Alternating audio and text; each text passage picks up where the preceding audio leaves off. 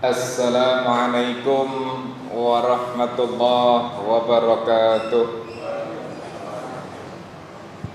Alhamdulillah, alhamdulillahilladzi anzala as-sakinata fi qulubil mu'minin. Asyhadu an la ilaha illallah wahdahu la syarika lahul haqqul mubin. Wa asyhadu anna Muhammadan abduhu wa rasuluhu wa khataman nabiyyin. Wassalatu wassalamu ala asrafil anbiya'i wal mursalin nabiyyina Muhammadin wa ala alihi wa ashabihi wa man tabi'ahum bi ihsanin ila yaumiddin. Amma ba'du. Bapak Ibu, saudara-saudara, jamaah salat Isya dan tarawih yang akan kita tunaikan nanti, yang dimuliakan oleh Allah. Mudah-mudahan kita senantiasa diberikan oleh Allah rasa kesyukuran. Tidak jemu-jemu mengucapkan rasa syukur kita kehadirat Allah Subhanahu wa taala terkait dengan segala nikmat dan fasilitas hidup yang Allah berikan kepada kita, yaitu nikmat sehat, nikmat lapang. Karena dua nikmat itu yang paling banyak dilupakan oleh umat manusia. Nikmatani mahbunun fihima katsirun minan nas, as-sihah wal faragh. Dua nikmat yang banyak dilupakan manusia, yaitu nikmat sehat, nikmat lapang. Dan alhamdulillah kita diberikan keizinan oleh Allah menunaikan semuanya itu, sehingga kita dapat menunaikan ibadah Shiyamur Ramadan di siang hari dari terbit fajar sampai terbenam, kemudian menunaikan Qiyamur Ramadan atau Qiyamul Lail di malam hari ini. Teriring doa semoga seluruh rangkaian amaliyah Ramadan kita, saum dan qiyam kita, dan berbagai aktivitas ibadah lainnya dari awal sampai hari ini dan mudah-mudahan sampai pungkasan senantiasa dicatat dan diterima oleh Allah Subhanahu wa taala. Bapak Ibu, saudara-saudara yang dimuliakan oleh Allah, ketika Nabiullah Ibrahim alaihissalatu wassalam berdoa setelah selesai membangun Ka'bah Baitullah itu di Makkah Al-Mukarramah itu, Nabiullah Ibrahim berdoa kepada Allah, Rabbana wa ba'ats fihim rasulam minhum yatlu alaihim ayatika wa yu'allimuhumul kitaba wal hikmah wa yuzakkihim innaka antal azizul hakim. Nabiullah Ibrahim berdoa kepada Allah agar anak keturunannya kelak ada yang diutus menjadi seorang utusan Allah, membacakan ayat-ayat Allah, mengajarkan Alkitab, mengajarkan hikmah atau kebijaksanaan, dan yang terakhir mengajarkan mensucikan jiwa. Jadi segala proses aktivitas kehidupan kita itu endingnya, titik akhirnya harus mampu mensucikan jiwa kita masing-masing. Tazkiyah itu pensucian. An-nafsi atau nufus itu jiwa. Sehingga tazkiyatun nufus itu dimaknai secara bahasa satu proses atau upaya untuk mensucikan jiwa kita masing-masing. Nah, Ramadan yang kita lakukan ini adalah satu bentuk proses tazkiyatun nufus atau tazkiyah, pensucian jiwa. Karena yang disasar itu adalah jiwa. Sehingga Ramadan itu adalah bulan tarbiyah, bulan pendidikan. Yang dididik adalah ruhaniyah kita masing-masing. Nah, untuk mencapai derajat ruhaniyah itulah kemudian dalam kitab Madarijus Salikin, Ibnul Qayyim Al-Jauziyah itu menyatakan mufsidatil qalb khamsatun. Ada 5 perkara yang dapat menyebabkan hati kita ini menjadi rusak. Jadi hati kita ini menjadi rusak, belum sampai pada tingkatan penyakit, sakit gitu. Si rusak. Artinya rusak berarti bisa didandani, bisa diperbaiki. Asal ada proses sungguh-sungguh untuk tazkiyah tadi itu. Nah, apa 5 perkara yang menyebabkan rusaknya hati kita itu? Ibnul Qayyim menyatakan kasratul khulato. Yang pertama itu adalah kakean konco. Jadi dalam pemahaman lebih dalam, kakean konco, banyak teman itu jadi bermasalah.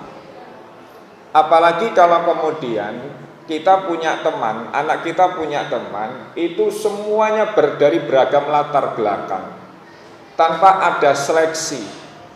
Sementara dalam kaidah kita, mencari teman itu yang dapat mengajak, mengantarkan kita kepada surga. Itu yang pertama. Makanya kemudian orang Arab itu menandaskan, nabikni amantu sahib fa unabbi'uka man anta. Sebutkan dulu siapa kanca-kancamu itu, nanti saya akan sebutkan man anta, siapa dirimu itu. Jadi teman yang baik, teman yang dapat mengantarkan kita kepada surga, mengarahkan kepada kebaikan, itu yang diminta. Berteman semuanya oke, baik, tetapi dari perkawanan itu, pertemanan itu cari yang dapat mengantarkan atau paling tidak mengajak kita kepada kecongkrahan. Apakah itu di Facebook pertemanan, Instagram, macam-macam dan sebagainya. Follower anak kita luar biasa. Ya, itu yang pertama. Sehingga kadang-kadang nggak pernah ketemuan, hanya semuanya pertemanan via Facebook, kemudian koncoan, kopi darat, kemudian yang terjadi di luar dugaan kita masing-masing. Itu yang terjadi. Maka kasratul khulato itu menjadi sebab pertama hati kita ini menjadi rusak kadang-kadang. Ya. Itu yang pertama. Makanya harus pandai-pandai mencari teman. Ya dikancani sewajarnya. Tetapi dalam tataran yang lain yang lebih dalam itu kita harus pandai mencari teman yang dapat mengantarkan kita beriringan menuju kepada surga Allah. Itu yang pertama. Yang kedua kemudian kasratun naum, kakean turu. Jadi Ramadan ini dimaknai bukan sebagai bulan jihad, tapi mengubah jadwal atau irama kehidupan kita, aktivitas kita masing-masing. Yang biasanya itu pagi siang itu kerja meropot, sekarang ini ganti tidurnya. Hanya mengubah pola tidur saja. Habis sahur tidur, habis sahur subuh tidur lagi. Seperti itu. Atau nanti kalau habis sahur subuh melek, jam 7, jam 8 kita berangkat kerja, anak-anak tidur lagi. Nanti bangun, duhur, sholat, asar, tidur lagi gitu. Nah itu gambaran kita seperti itu. Nah kalau itu dibiarkan terus-menerus, maka kasratun naum itu menjadi sebab kedua, hati kita ini menjadi rusak. Karena apa? Orang-orang salafus saleh zaman dulu, abid, ahli ibadah, itu banyak mengurangi tidur daripada kakean turu. Jadi jam tidurnya dikurangi. Untuk apa? Untuk lebih mendekatkan diri, berasyik masuk dengan Allah Subhanahu wa ta'ala. Itu yang kedua. Yang ketiga kemudian, Bapak Ibu, saudara-saudara yang dimuliakan oleh Allah, wal israf fit ta'am. Wal israf fit ta'am itu berlebih-lebihan dalam makanan. Ya. Jadi kalau berlebih-lebihan kita di dalam makanan, itu menjadi sebab ketiga dari rusaknya hati kita masing-masing. Karena apa kemudian? Banyak kemubadiran seiring dengan kita melakukan ibadah puasa, banyak juga di sisi yang lain kemubadiran. Contoh misalnya, seumur-umur kita ini, keseharian kita, ini nggak pernah kita makan kolak, makan apa, itu nggak pernah. Tapi ketika Ramadan, makanan yang tidak pernah kita makan di keseharian itu muncul di Ramadan itu. Muncul. Kolak, goreng-gorengan, apa saja lah yang biasanya kita nggak pernah makan, sekarang kita makan itu. Ada tuh. Kurma, itu kan hanya bulanan Ramadan saja. Padahal di luar Ramadan keseharian kita nggak pernah. Nah, ini berlebihan. Di tempat yang lain nasi bungkus melimpah. Melimpah. Sementara di sisi yang lain di beberapa tempat masih ada yang kekurangan. Nah, ini yang dikatakan oleh Ibnul Qayyim dalam kitabnya Madarijus Salikin itu al-israf fi ta'am. Kita ini berlebih-lebihan dalam makanan. Berlebih-lebihan dalam makanan. Sehingga dalam pandangan Luqmanul Hakim itu, kalau orang yang terlalu banyak makan, itu cahaya sirah akan tertutup dan basirah kita ini akan buram. Akan buram. Tidak mampu berpikir jernih, tidak mampu berzikir secara pas. Karena apa? Karena kakek makan. Maka wal israf fi ta'am itu menjadi sebab rusaknya hati kita. Maka makan yang secukupnya saja. Khairul umur awsatuha. Sebaik-baik urusan, termasuk urusan makan, itu yang tengah-tengah saja.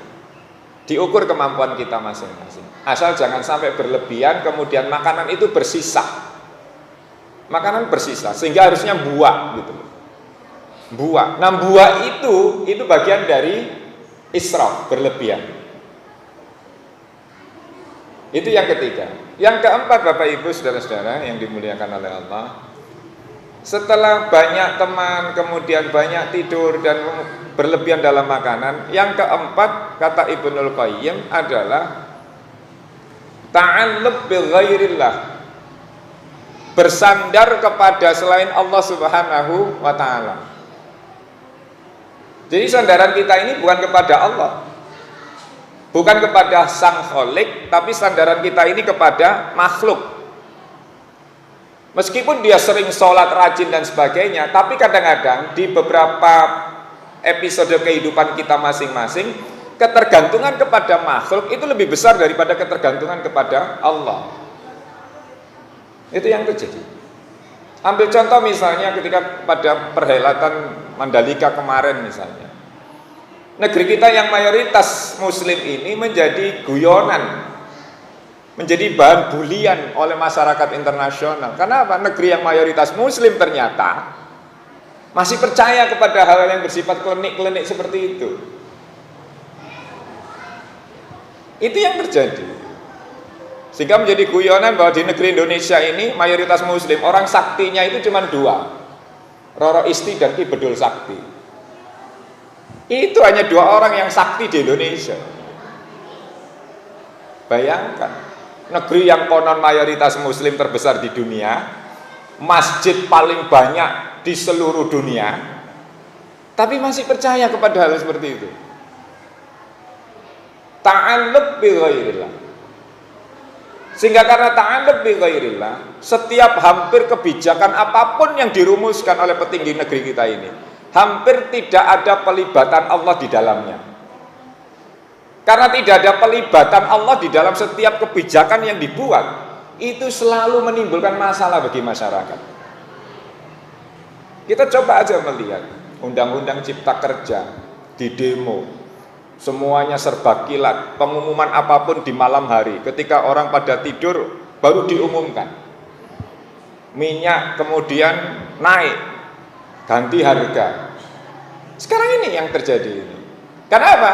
Setiap kebijakan itu tidak pernah melibatkan Allah. Karena apa kemudian? Karena ta'alluq bi ghairillah. Percaya kepada kemampuan diri. Karena terlalu percaya, overconfidence, itu akhirnya tidak melibatkan Allah sama sekali. Itu yang terjadi di negeri kita. Karena itulah kemudian, kalau sudah ta'alluq bi ghairillah, rusak hati kita ini. Sudah nggak ada lagi tazkiyatun nufus dalam jiwa kita ini, suci itu sulit gitu. Maka itu yang keempat itu ta'alluq bi ghairillah menjadi sebab rusaknya hati kita masing-masing. Dan yang terakhir Bapak Ibu, saudara-saudara yang dimuliakan oleh Allah, adalah watamanni. Watamanni itu diartikan sebagai panjang angan-angan, sehingga saking panjang angan-angan kemudian itu melupakan kepentingannya jangka panjang, yaitu di kampung akhiratnya masing-masing. Rumah kita di surga itu loh Pak, itu belum pernah kita kunjungi dan belum pernah kita kirimi hiasan, aksesoris, amalan yang terbaik untuk rumah kita di akhirat sana. Kita nggak pernah berpikir seperti itu. Sehingga yang terjadi apa kemudian? Kirim uang ke kampung halaman. Urusan kampung mudik ke kampung halaman, magetan yang bersifat keduniaan, itu lebih banyak kita pikir. Tapi untuk kemudian kepentingan jangka panjang akhirat, rumah kita nanti di sana, itu masih padam, Pak. Belum padang, Pak. Belum terang benderang dengan lampu-lampu yang luar biasa LED yang kita pasang seperti ini. Jadi masih gelap, Pak, rumah kita di surga sana itu, di akhirat itu. Karena apa? Karena itu tadi 5 hal yang menyebabkan rusaknya hati kita ini menjadi sebab kita ini sudah melupakan lagi tentang esensi kehidupan kita ini. Nah, oleh karena itu Bapak Ibu, saudara-saudara yang dimuliakan oleh Allah, Ramadan yang tinggal entah berapa hari lagi ini menjadi momentum penting bagi kita kemudian untuk melakukan satu bentuk muhasabah, koreksi terhadap segala pola perilaku kita masing-masing, agar tidak sampai kebablasan yang terlalu dalam sehingga yang terjadi adalah gumun, heran, menyesal di kemudian hari. Nah, oleh karena itu 5 hal itulah yang menjadi renungan buat kita masing-masing, agar di sisa Ramadan yang akan kita jalani ini mampu kita tuntaskan dengan sebaik-baiknya, sehingga Ramadan di tahun ini 1443 Hijriah bertepatan 2022 Masehi ini menjadi Ramadan yang terbaik, terindah yang pernah kita lakukan dan pernah kita persembahkan kehadirat Allah Subhanahu wa taala. Demikian kurang lebihnya mohon maaf. Aqulu qauli hadza fastaghfirullahu li wa lakum. Wassalamualaikum warahmatullahi wabarakatuh.